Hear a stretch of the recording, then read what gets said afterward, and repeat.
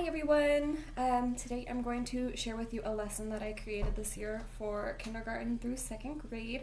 I was tasked with creating a lesson for diversity, and I did create two different lessons, one for K through second and then a second for third through fifth. I decided that I'd focus on my K through 2 lesson today because I thought it was so fun, and I really learned a lot and implemented a lot of changes just to try to make it run a lot more smoothly. There were a lot of, kind of glitches along the way, so I was kind of trying to figure out what can I do to figure this out and make it more efficient the next time I go into the classroom. So I was really, this lesson really evolved as I went. So my lesson is called It's Okay to Be Different, the Diversity Rainbow. It was created by myself with the help of my site supervisor, Jen Parmeter.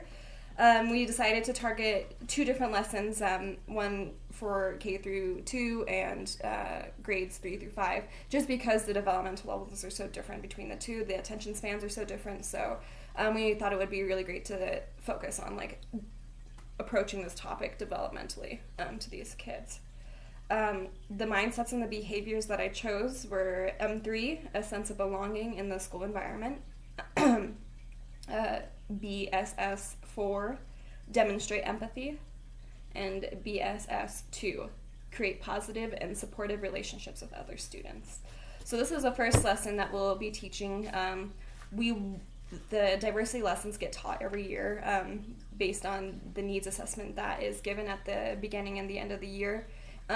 We really try to assess out what the kids are trying to or are struggling with, but diversity is one of those ones that we really try to focus on every year because it's going to be something that they're experiencing, every day and in the future. So some of my learning objectives for this lesson were that students would learn about diversity and learn about being accepting of others and celebrating differences between yourselves and others, as well as creating a diversity rainbow to visualize how being different makes us beautiful. During this, students will be taught to be kind and inclusive and really celebrate the differences that they have. So there's a few different materials that you'll need for this lesson. The main book that I used was this incredible book, It's Okay to Be Different by Todd Parr. Todd Parr is an incredible author. He does a ton of children's literature that focuses on inclusivity and being different and how it's okay and that makes you who you are, and that's cool. So I really love this book. It's really, the illustrations are familiar with the kids. It's kind of funny, there's different parts of this book that, the kids just really jive with. So that's the book that I used for both of the options for this lesson. You will need a poster board with a rainbow template, and I went ahead and made one like this. I went ahead and I sectioned it off for the rainbow pieces and the Play-Doh, just so when kids came up, they weren't struggling with finding the rainbow shape or where to place the rainbow. So a little more structured for those younger ages. I also labeled the colors of the rainbow. I think that maybe it might be better to simplify it to just red, orange, yellow, green, blue, purple, because the indigo and violet seem to throw a lot of kids off, but was a pretty minor thing.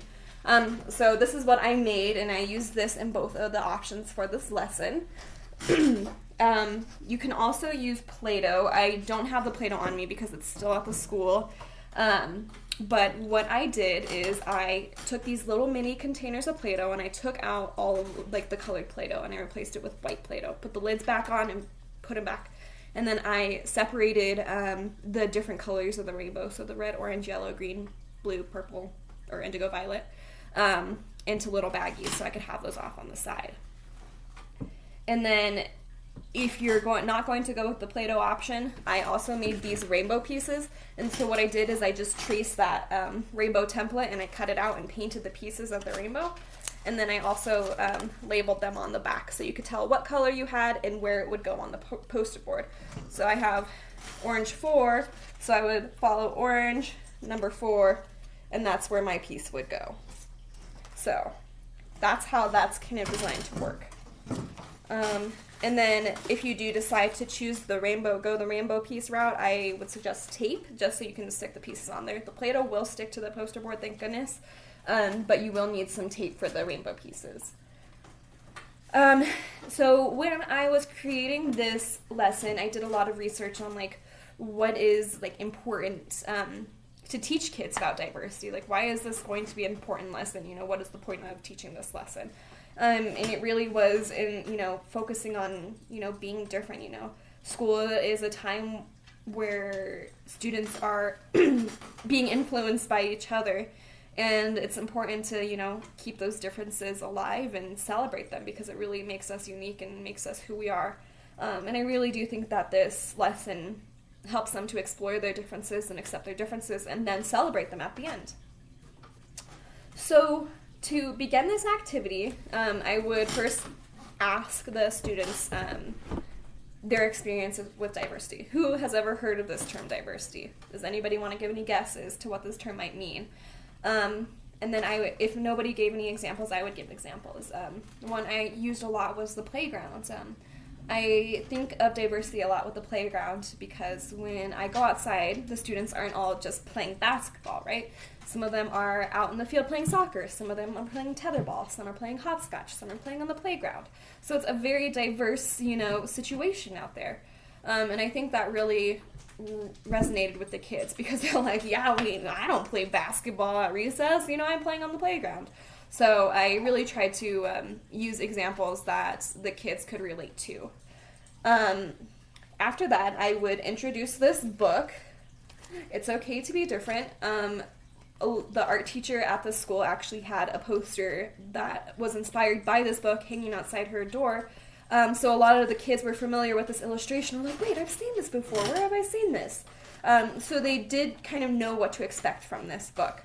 I asked kids, you know, to describe what they think the book might be, what they're seeing on the cover, and really just, you know, get a good guess of what they think is going on. I would then talk about the book, and I'd be like, well, this is, you know, written by Todd Parr. He is an author that likes to celebrate our differences, and I think that this book is going to help us, you know, really think about our differences and really celebrate who we are as different people. And then I would begin reading the book. This book is a really easy read. I mean, the words or sentences are pretty short. And it's funny, you know, the kids get a kick out of it.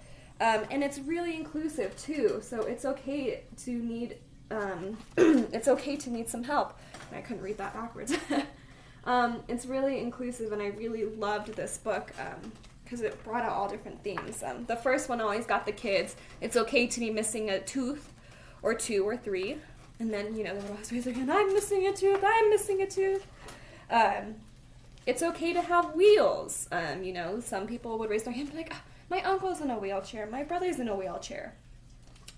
It's okay to be small, medium, large, and extra large. It's okay to wear glasses. This one was probably the biggest kick with every single classroom that I read. It's okay to eat macaroni and cheese in the bathtub. The kids were always like, oh, what? It was so funny. But it was such a great book. And there was a page in here. Here we are. It's okay to be adopted. And that one was probably the one that I got stopped on most, because there were a few incidents where we did have some students who were adopted and they were able to share their experience, and I think that's so profound to be able to share such a, you know, a huge experience like that. And then there were incidences where students would ask me, what does adopted mean? And it kind of stopped me in my tracks, and I kind of realized that I had to be a little more prepared, even though I assume that, you know, kids might know what these terms mean. Some might not, and so I should really, I kind of stuttered and stumbled over that explanation, and I'm pretty sure I used the word birth in there, and I don't know if that was appropriate or not, but the past is in the past, and hopefully they have a better grasp of what being adopted is. We'll never know. Okay, so after I was done reading the book, I would ask the class to think about any differences that they might have. or things that they might think are different. I would ask them, like, okay, are animals all the same? No. Okay, give me some examples of how animals are different. What about, plants, sports? They would come up with different examples. And eventually we would come back to humans. Are humans the same? No? Okay. How are we different? And then I tell them, one thing I think of when I think of diversity is a rainbow, because of all of its different colors. That's what makes a rainbow. A rainbow is all the different colors. It wouldn't be the same if it didn't have all those colors. So I would introduce the diversity rainbow, and I would pick it up, and I'd be like, I made this rainbow last night because I was so inspired by differences and celebrating our differences. And I would hold this up and be like, so what do you guys think of my rainbow? And it was so cute because so many of the kids were like, it's beautiful. And I'm like, okay, that's so cute. But what is it missing, Like, oh, the colors are missing. I'm like, that's right. Like, what makes the colors special? And they would, give different examples of how red is special or how blue is special. Then I would ask them to help me fill in and create our own diversity rainbow. So this is where we get into the more interactive part, and I'll split this up into the two options of the Play-Doh and the rainbow pieces. For the Play-Doh option, I would recommend this option if you have a longer period of time, so like 30 or more minutes. I would probably suggest it, and I would also probably suggest it maybe for like first and second grade, maybe not kindergarten, just because what I experienced, the Play-Doh was kind of chaotic in a sense with the kindergartners. But if you do choose the Play-Doh option, it's super fun and super interactive. Have the kids set at their desks so they're not like risking getting the Play-Doh into the carpet or anything. Then you're going to pass out those mini Play-Doh containers that have the white Play-Doh in there. When the students have them, make sure to discuss the expectations with the Play-Doh. No throwing this, no putting it in your mouth, no rubbing it into the carpet. This is going to be fun, but you have to respect the Play-Doh and respect your classroom.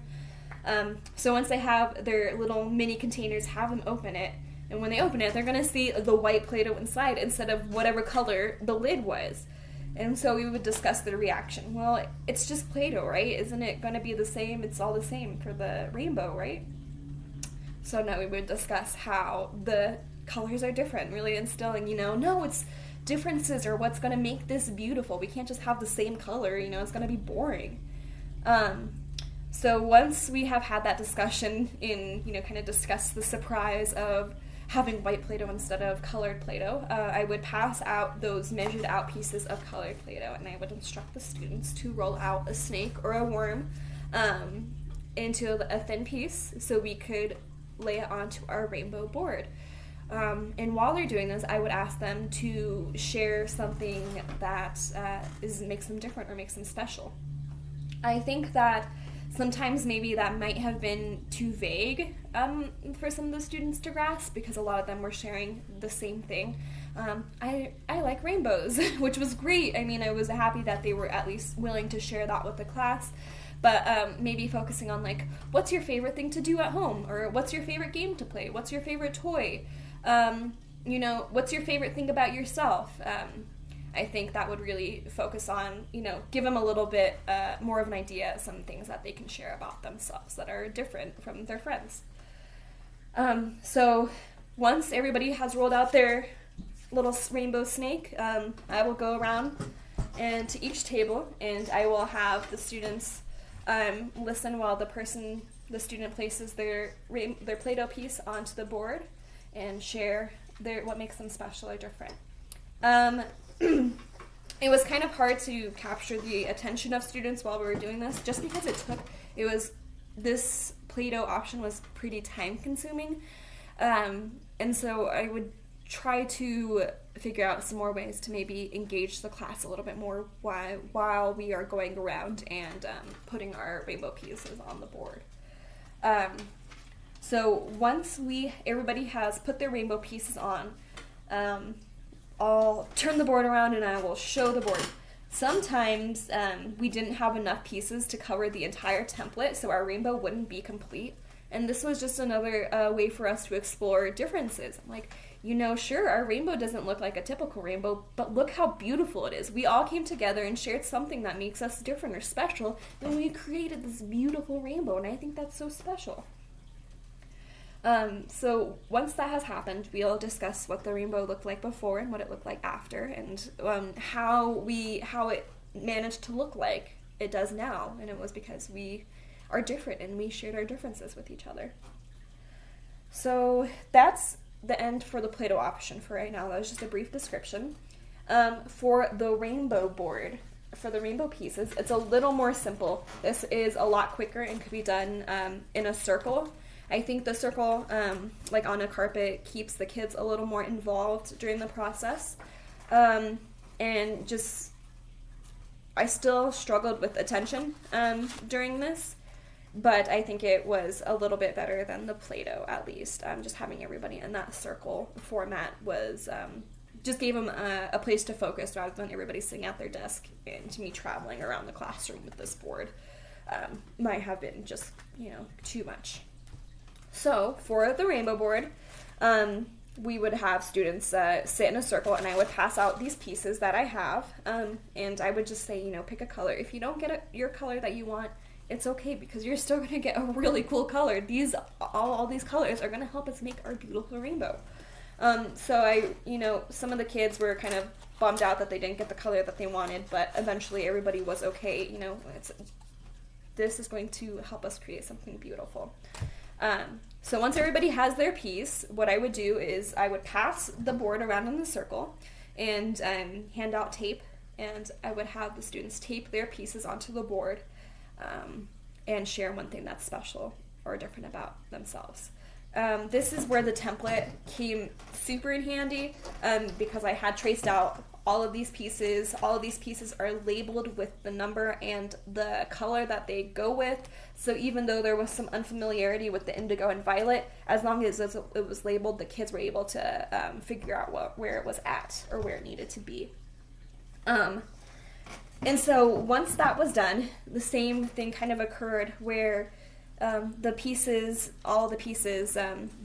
that had been put on the board didn't make the complete rainbow. And that was just another example for us to explore the differences. And I'm like, well, it may not be complete, but it's still beautiful. Look at all these beautiful differences that we were put together and made this diversity rainbow. So I really focused on, you all came together with your differences and made this rainbow. So after doing this, we would revisit the term diversity, and I would ask students what they've learned. Why was I here today? Why did we read that book earlier? A lot of the examples that kids would give me, like, we learned about differences. We learned it's important to be different. And it garnered a lot of those understanding answers that I was looking for, rather than, well, we were building a rainbow or we were playing with Play-Doh. Which I was hoping to avoid, and I think I did. I really did enjoy the Play-Doh, and I know it made an impact on a ton of kids because that was so interactive and so fun, but the time constraints that I had, it just, it didn't seem very feasible to do, especially with the younger kids who need a lot more structure. That's when I really opted for these rainbow board pieces. Towards the end of my time at the school, I was doing probably 7 lessons a day. So I was going like back-to-back lessons, so I didn't have a lot of time to, remeasure out the Play-Doh and put it back into the containers. So these rainbow pieces were, a saving grace in that situation. So to close this activity, we would give examples of, the things that you learned about your fellow peers. What's one thing that you learned about your friends today? What's one thing that you learned about yourself today? What's one thing, that we see, why is being different important? Why do we see differences as being important? So we really refocus on visiting that diversity piece, and I would focus on, give a reflection myself as saying, I have learned so many different things about you guys, and we have created such a beautiful rainbow. Look what we've created. This is beautiful. I can't believe that we've all come together and shared our differences to create such a beautiful rainbow, and really celebrate the fact that they, you know, were able to garner the strength to share something that made them special or different with the class. So this activity reached, or this lesson reached, about 160 students, focusing on those kindergarten through second graders. The lessons were 20 to 30 minutes. Towards the end of my time with this lesson, I was really in a time crunch, and so those 20 minutes appearances really made more of an appearance, and I really had to figure out how to implement this lesson in such a time crunch, and so that posed quite a challenge, but I really think that you know, I managed to do an effective job in it. So some of the ways that we would collect data with this would be the needs assessment that we would give at the beginning and the end of the semester, just to see where students are at as far as needs. Diversity is something that I think is going to be addressed regardless of needs, just because of the, you know, the day and age that we live in. Diversity is such a significant topic, and I think it's so important to address this at a young age, and to, you know, address accepting differences in yourself and in others, so we can just have a more accepting society when these kids are, you know, older and, you know, part of society. So with attendance, we visited each classroom from kindergarten through second grade once, so we weren't able to guarantee the attendance of every student. What makes me hopeful that these lessons will be effective is that they teach diversity lessons each year. So next year they will get diversity supplements, or at least be supplemented in diversity, you know, through lessons throughout the school program. To avoid taking that disciplinarian role, some things that are really important to do during this lesson are to set those expectations, especially with the Play-Doh option. You know, you want to be respectful of the teacher space, and bringing Play-Doh in is kind of a risky thing, so you really want to tell the students, you know, this is going to be fun, but you have to, you know, be respectful of your classroom and be respectful of the Play-Doh. I don't want to see it in your mouth. I don't want to see it going across the air. I don't want to see you rubbing it into the carpet, you know.